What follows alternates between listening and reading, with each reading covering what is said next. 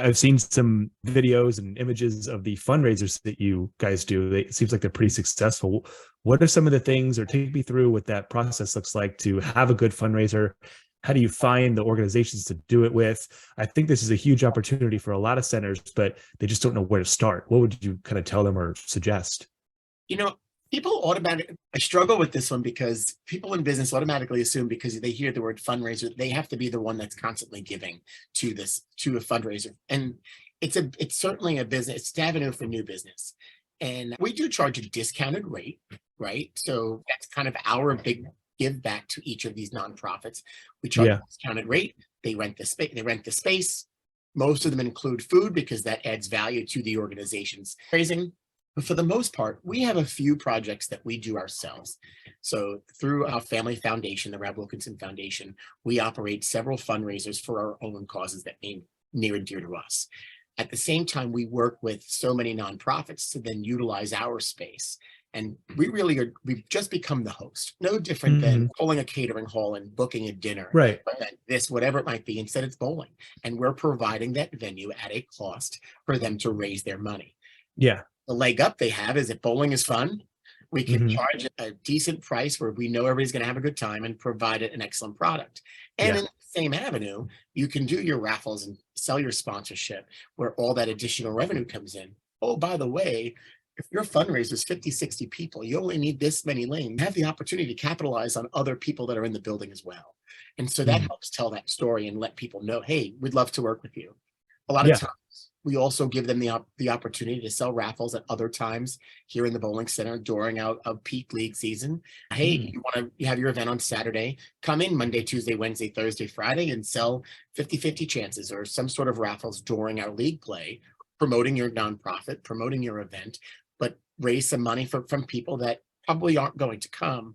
The success to these events will always be that one person that creates a committee that has an affinity to the organization and wants to raise the funds, right? Yeah. So not always just the staff person. It's not the executive director or the director of development. It certainly is the volunteers that are going to say, we're having a bowling event, we're doing X, Y, and Z. This is what we're raising money for. They have that affinity. Out through all the organizations that host events here, we fuel the local community with about $500,000 in money that's been raised through this venue. Yeah.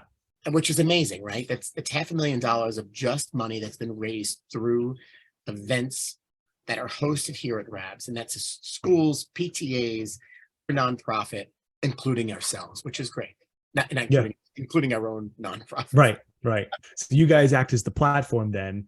So then do you provide them with tips, or here's what we've seen work well? Like you kind of coach some of these nonprofits on how to have a good event, or how much involvement do you have? You're just like, hey, here's the space. Let us know how it goes. No, the only way that's going to be successful is if we help give them the tools to be successful. That's the things. Hey, I can't assume that you know how to do something, and it's our job as the tools to be successful, whether it be your staff, whether it be your customers, however it might be. So part of that conversation, hey, I want to have a bowling fundraiser. Okay, great. We're not just booking. We're sharing the best practices. Hey, this is what we see. This is what works. Yeah. And it's simple. For the most part, somebody to manage registration, pre-registration, know who they are, collect their shoe sizes, because at least when you come in the day, we can have everything prepared for you. Yeah, great point. Reach out to your local businesses for raffle items. Interestingly enough, during the pandemic, we had when we reopened, lots of organizations very hesitant to ask for donations, and understand.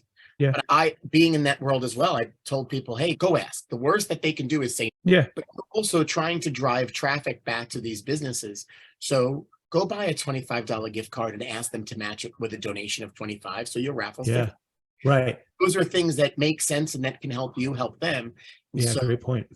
These are the things that we share, and we have some tools that we share with them to help make that work, whether it be a flyer template, online registration opportunities. And most of them, they take what they do and they run with it because they run other events. They just. Yeah. And the better you can help them do their event, the more they're going to do with you or keep doing it or tell other people about it, and the more events that you can then help. Yeah. The worst thing is that, hey, I'm going to have 100 people and then they show up with 30.